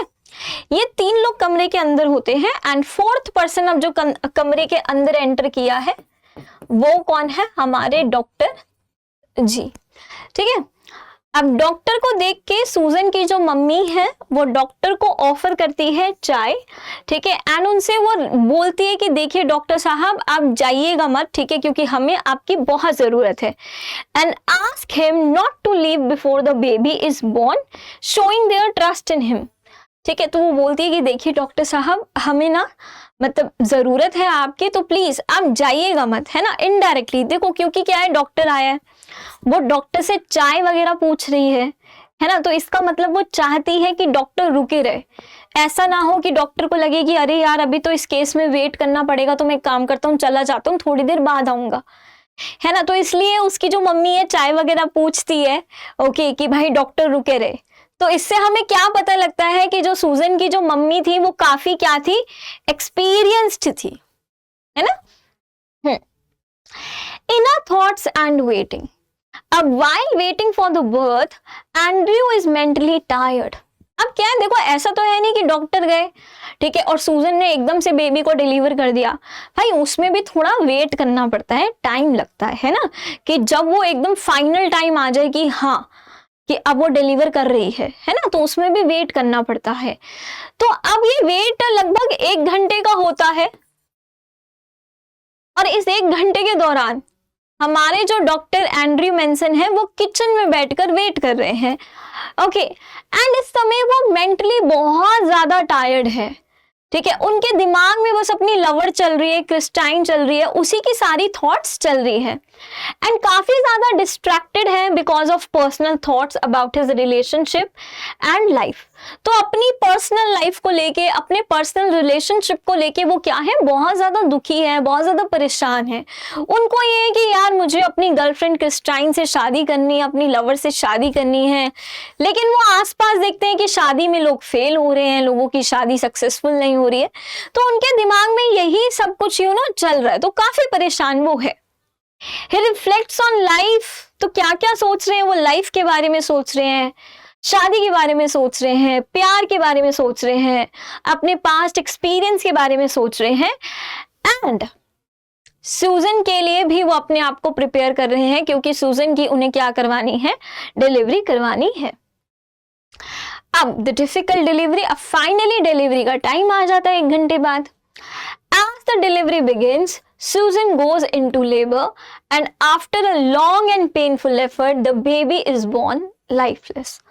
अब बहुत मेहनत मशक्कत के बाद, ठीक है, बेबी फाइनली पैदा हो जाता है. लेकिन ये जो बेबी है ये लाइफलेस पैदा होता है, यानी कि इसमें जान ही नहीं होती. स्टिल बॉर्न, यानी कि आप बोल सकते हो डेड चाइल्ड. सूजन हरसेल्फ इज एक्सट्रीमली वीक. सूजन बेचारी, उन्होंने इतने एफर्ट्स लगा लगा के खुद ही बेचारी बहुत कमजोर पड़ गई है. And dangerously close to death. And उस बेचारी की हालत इतनी ज्यादा कमजोर है, इतनी ज्यादा कमजोर है कि वो मर भी सकती है ड्यू टू ब्लड लॉस. ठीक है, क्योंकि उसका बहुत खून जो है वो बह चुका है. So she is like very weak. Okay, तो अब सबसे पहले डॉक्टर क्या करते हैं, माँ को बचाते हैं. अब देखो क्या हुआ है कि बेबी का बर्थ तो हो गया है, लेकिन बेबी कैसा निकला है, लाइफलेस, उसमें कोई जान ही नहीं लग रही.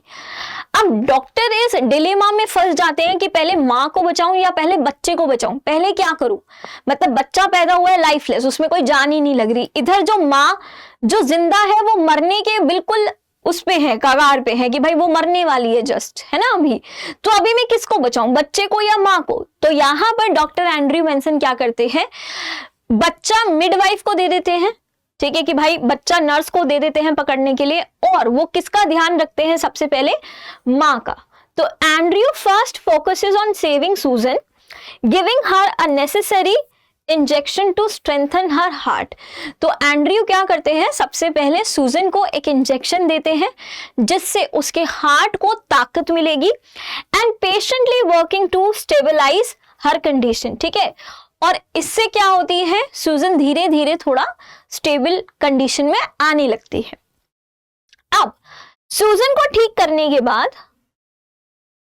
ठीक है, अब सूजन को ठीक करने के बाद वो बच्चे को देखते हैं. Attempt to revive the baby. Next, Andrew turns his attention to the lifeless baby. ठीक है, अब वो मिडवाइफ से बोलते हैं कि लाओ बच्चा मुझे दो, बच्चा कहाँ पे है. मिडवाइफ को क्या लगता है कि जो बच्चा है वो तो मरा हुआ पैदा हुआ है, तो बच्चे को मरा हुआ समझ के वो क्या कर देती है, पलंग के नीचे रख देती है. ठीक है, the midwife believes the child is truly stillborn and doubts it can be revived.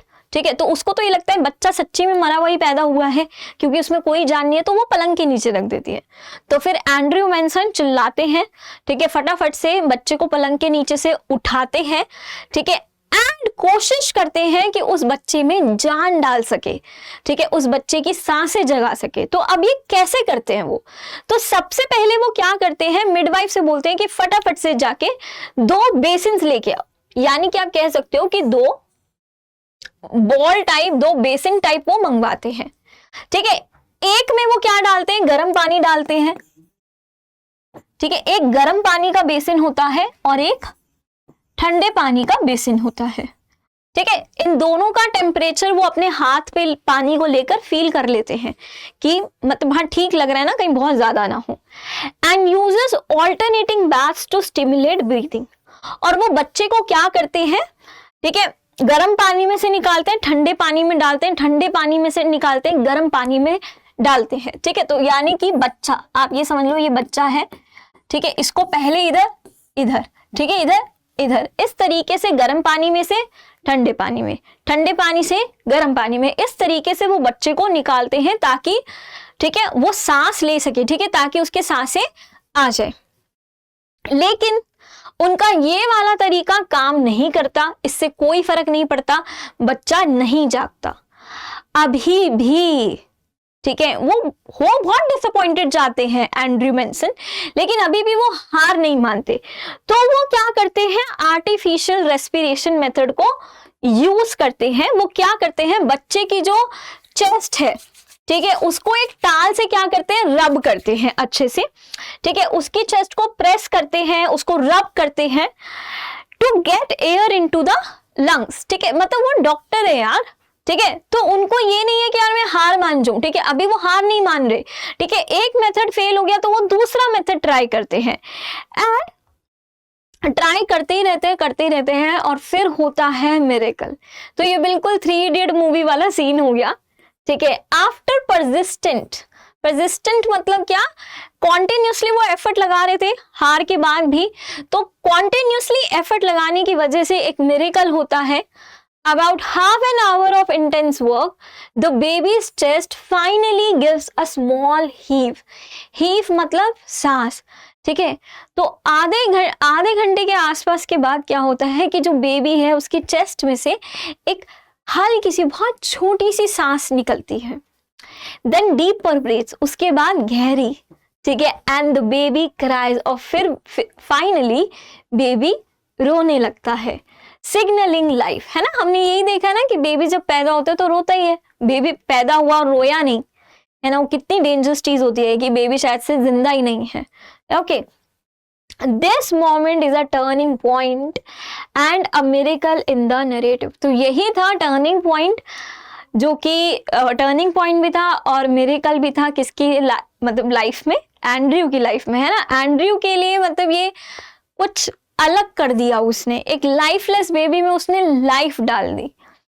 Doctor Andrews realisation, अब ये होने के बाद ओवरवेल्म्ड विद रिलीफ, उनको चैन की सांस आती है, ठीक है। एंड उन्हें कुछ समझ में नहीं आ रहा होता, ठीक है। वो इमोशन से बहुत ज्यादा भर गए होते हैं। ओवरवेल्म्ड मतलब वो इमोशन से बहुत ज्यादा वो भर गए होते हैं, कुछ समझ में नहीं आ रहा होता।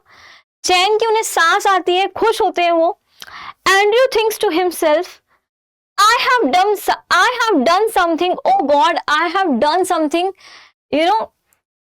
real at last.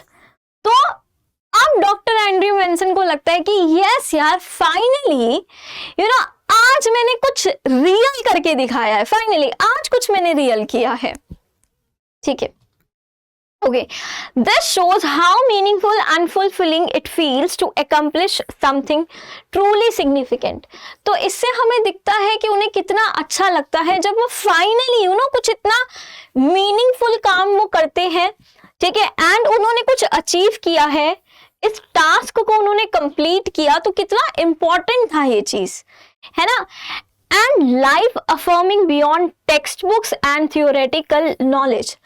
अब बुक्स तो कितनी सारी बनी है, मेडिकल, है ना, मेडिसिन पे कितनी सारी बुक्स बनी है, सर्जरी पे कितनी सारी बुक्स बनी है, लेकिन यहाँ पे उन्होंने, ठीक है, अपनी टेक्स्ट बुक वाली नॉलेज से भी ऊपर जाके, उसके भी बियॉन्ड जाकर, ठीक है, इन्होंने ये चीज ट्राई की, राइट। तो कितनी इंपॉर्टेंट चीज ये रही।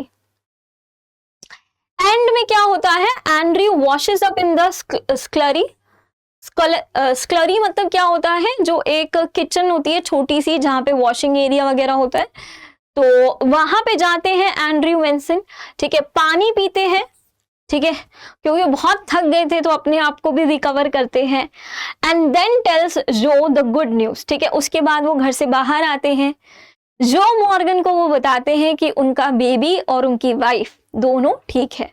अच्छा देखो, एंड में वो जो मॉर्गन को ऐसा कुछ नहीं बताते कि बहुत मेहनत लगी, तुम्हारा तो बच्चा लाइफलेस पैदा हुआ था, वो सब कुछ भी नहीं बोलते।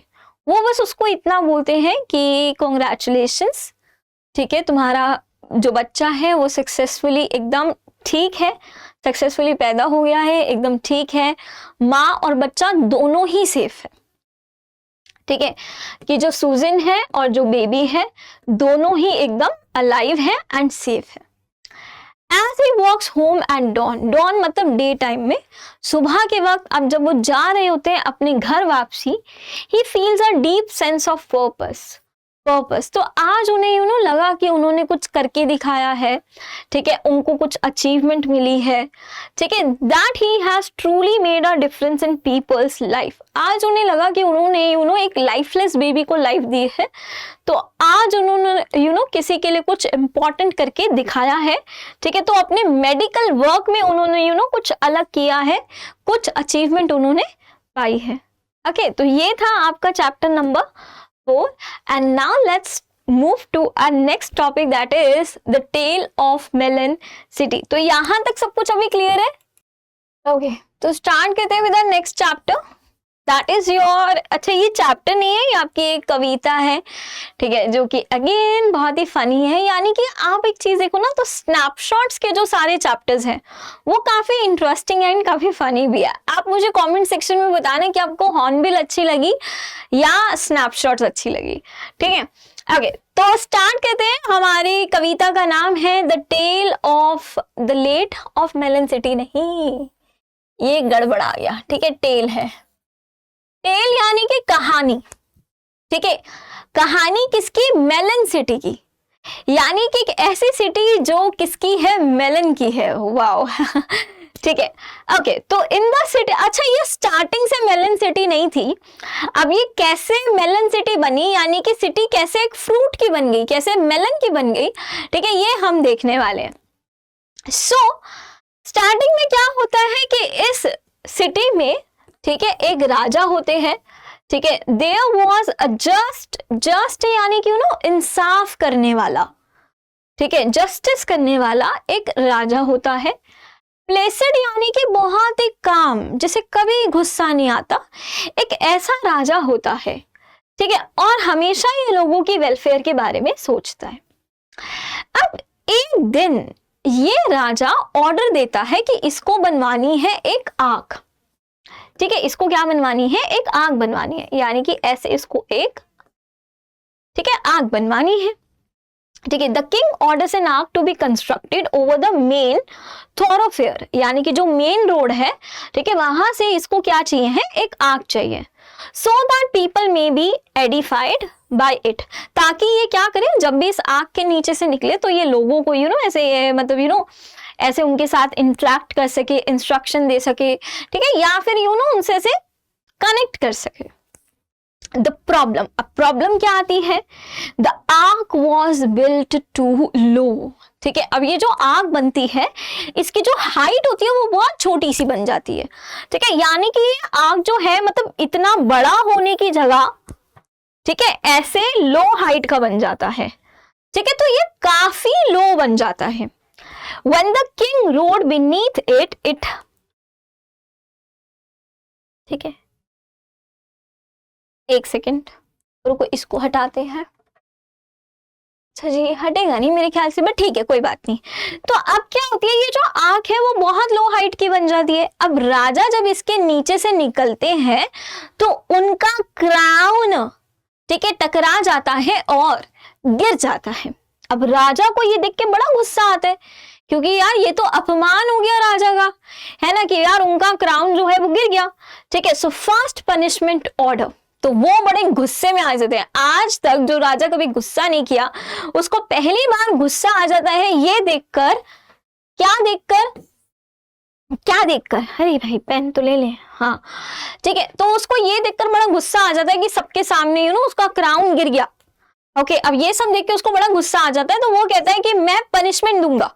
The king orders the chief of builders to be hanged, ठीक है, तो वो बोलता है राजा कि एक काम करो, जो बिल्डर्स का चीफ है उसको बुलाओ, यानी कि ये जिन्होंने बनाई है आग, इनका एक चीफ होगा ना, उस चीफ को बुला के लाओ, ठीक है, मैं उस चीफ को फांसी दूंगा, क्योंकि इस आग की वजह से मेरा, ठीक है, जो क्राउन है वो गिर गया। ओके, मेरी बेइज्जती हो गई। तो जो चीफ बिल्डर है वो बोलता है कि राजा जी, इसमें मेरी क्या गलती, मैंने खुद ने थोड़ा ना आग बनाई है, ये तो कारीगरों ने बनाई है, मजदूरों ने बनाई है, वर्कमैन ने बनाई है, तो आप उन्हें फांसी दो। तो राजा बोलते कि हाँ, ये बात तो ठीक है कि मतलब आग तो तुमने नहीं बनाई है, ये तो वर्कमैन ने बनाई है, ठीक है, तो फिर वर्कमैन लोगों को बुला के लाओ, जितने भी मजदूर है सबको बुला के लाओ, उन सबको फांसी होगी। तो सारे वर्कमैन आते हैं और वर्कमैन बोलते हैं कि किंग, इसमें हमारी क्या गलती, एक बात बताओ, जो आग है वो किससे बनी? ईंटों से बनी है ना, ईंटों का साइज किसने बनाया, ठीक है, ईंटों को किसने बनाया? मैनसन ने बनाया, ठीक है ना। तो आप मैनसन को, यानी कि जिन्होंने ये ईंटें बनाई, ठीक है, उन्हें ब्लेम करो ना, उन्हें फांसी पे लटकाओ, ठीक है। तो मैनसन नहीं, मेजन्स, ठीक है, तो मेजन्स आते हैं। मेजन कौन होते हैं? जिन्होंने ईंट वगैरह बनाते हैं जो, तो मेजन्स आते हैं। मेजन्स बोलते हैं कि अरे भाई, हमने तो सिर्फ ईंट को बनाया, लेकिन इसका जो साइज है, इसका जो डिजाइन है, ठीक है, मतलब आंख का जो डिजाइन वगैरह है, ये सब किसने तय किया? ये तो आर्किटेक्ट ने डिजाइन किया ना, ठीक है। आर्किटेक्ट ने हमें जो भाई बोला था साइज, हमने उस साइज का बना दिया ईंट, तो इसमें हमारी क्या गलती है? अब आर्किटेक्ट आता है, आर्किटेक्ट बोलता है कि आपने जो मेरे को बोला था बनाने को, मैंने तो वैसा ही डिजाइन बनाया था, वही साइज रखा था, लेकिन उसके बाद आपने उस प्लान में कुछ चेंजेस करवाए थे और उस चेंजेस की वजह से आंख इस तरीके का बन गया, ठीक है। तो बेसिकली घूम फिर के पूरी गलती किस पर आ गई? राजा पर ही आ गई, क्योंकि राजा ने ही, ठीक है, आर्किटेक्ट के डिजाइन में चेंजेस किए थे। ओके, तो अब राजा अपने आप को तो फांसी दे नहीं सकते, तो राजा जी कहते हैं कि फिर एक काम करते हैं, हम ना किसी की सलाह लेते हैं, हम एक काम करते हैं, काउंसलिंग करते हैं, ठीक है, मतलब किसी को एडवाइस देने के लिए बुलाते हैं। Okay, the king becomes confused and seeks advice from the wisest man in the country. तो किंग बोलता है फिर एक काम करते हैं भाई, अब मैं तो कंफ्यूज हो गया, अब मुझे तो सलाह की जरूरत है, तो इस कंट्री में, इस सिटी में जो सबसे ज्यादा वाइजेस्ट इंसान है ना, उसको लेकर आओ, ठीक है। अब राजा के जो लोग होते हैं उन्हें ये लगता है कि सबसे ज्यादा वाइज इंसान वही होगा ना जो सबसे ज्यादा बूढ़ा होगा। वो कहते हैं ना, जिसकी जितनी ज्यादा एज उसको उतना ज्यादा एक्सपीरियंस, है ना। तो राजा के जो लोग हैं वो ये समझते हैं कि यार राजा ने हमें बोला है कि वाइज इंसान को लाना है, समझदार, वाइजेस्ट, मतलब उससे समझदार कोई नहीं होना चाहिए। तो वो कहते हैं कि इसलिए हम क्या करते हैं, सबसे बूढ़े आदमी को उठा लाते हैं, ठीक है। तो अब वो वाइजेस्ट को नहीं, सबसे ओल्डेस्ट, पुरानी दिल्ली से भी पुराने इंसान को उठा लाते हैं वो, ठीक है। ओके, सो वाइज मैन आता है। अब ये वाइज मैन कौन होता है? बहुत ही ज्यादा बूढ़ा आदमी होता है, ठीक है, इतना बूढ़ा होता है, इतना बूढ़ा होता है कि कुछ देख भी नहीं पा रहा है, ढंग से चल भी नहीं पा रहा है, और वो ये बोलता है कि जो गलती है वो किसकी है? आंख की गलती है, ये गलती ही सारी आंख की है, ठीक है, तो आप इसे हैंग कर दो। अब फिर बीच में एक काउंसलर ऑब्जेक्शन खड़ा कर देता है, वो बोलता है कि नहीं नहीं किंग, आप ये क्या करने जा रहे हैं? अब आंख को हैंग करोगे, ठीक है, आंख को पनिशमेंट करोगे। आंख को आप कैसे पनिशमेंट कर सकते हो? उसने आपके सिर को टच किया है, और जिस चीज ने आपके सिर को टच किया है वो इतनी ज्यादा रॉयल हो गई, उसको अगर हम पनिशमेंट देंगे तो इससे मतलब खराब बात, इससे शेमफुल बात क्या होगी? तो हम आंख को तो सजा नहीं दे सकते। तो अब क्या होता है कि भाई जो क्राउड वहां पे आया होता है, ठीक है, उसको तो चाहिए कि भाई हमारा क्या तुम लोग टाइम वेस्ट कर रहे हो, भाई किसी ना किसी को तो सजा दो, हमें तो हैंगिंग देखनी है। अब राजा, हमने स्टार्टिंग में क्या पढ़ा था, लोगों के साथ इंसाफ करता है। अब राजा को ये लग रहा है कि यार ये इतने सारे लोग आए हैं फांसी देखने, और अब मैंने किसी को फांसी नहीं दी, है ना, तो फिर तो ना इंसाफी हो जाएगी, है ना। तो अपनी जनता के साथ इंसाफ करने के लिए, उनको फांसी दिखाने के लिए राजा क्या करता है, ऑर्डर देता है कि फिर एक काम करो, ठीक है, हमें फटाफट किसी ना किसी को तो फांसी देनी पड़ेगी, तो हम एक काम करते हैं, एक फंदा बनाते हैं, ठीक है। तो अब एक फांसी का फंदा टाइप सा बनता है, जिसे हमने बोला है नूस, ठीक है। तो वो बोलते हैं कि एक नूस सेट करो और उसकी हाइट काफी अच्छी रखो, जो भी उस हाइट को मैच कर जाएगा। यानी मानो कि ये ना बहुत ऊंचा लगाया गया है, मान लो कि ऐसे लगाया गया है।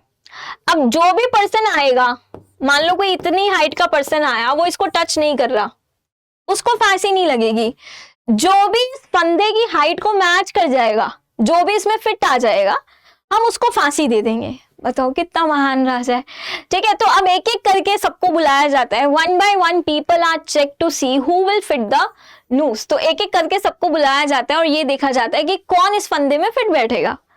तो आखिरी में क्या होता है कि कोई भी फिट नहीं बैठता, सिर्फ एक ही बंदा फिट बैठता है, और वो कौन होता है? किंग खुद, ठीक है। सो अब क्योंकि उसने ये रूल निकाला था तो अपने रूल के चलते, अपने इस डिक्री के चलते, ठीक है, अपनी इस अनाउंसमेंट, अपने इस रूल के चलते, ठीक है, वो अपने आप को हैंग करवा देता है। अब किंग तो मर गया, अब सिटी तो बिना किंग के चलेगी नहीं, तो अब एक नया किंग चाहिए। तो जो ऑफिशियल्स होते हैं वो ये डिसाइड करते हैं कि जो नेक्स्ट पर्सन जो भी सिटी गेट से निकलेगा, अब कौन डिसाइड करेगा ना कि किंग कौन होगा, है ना।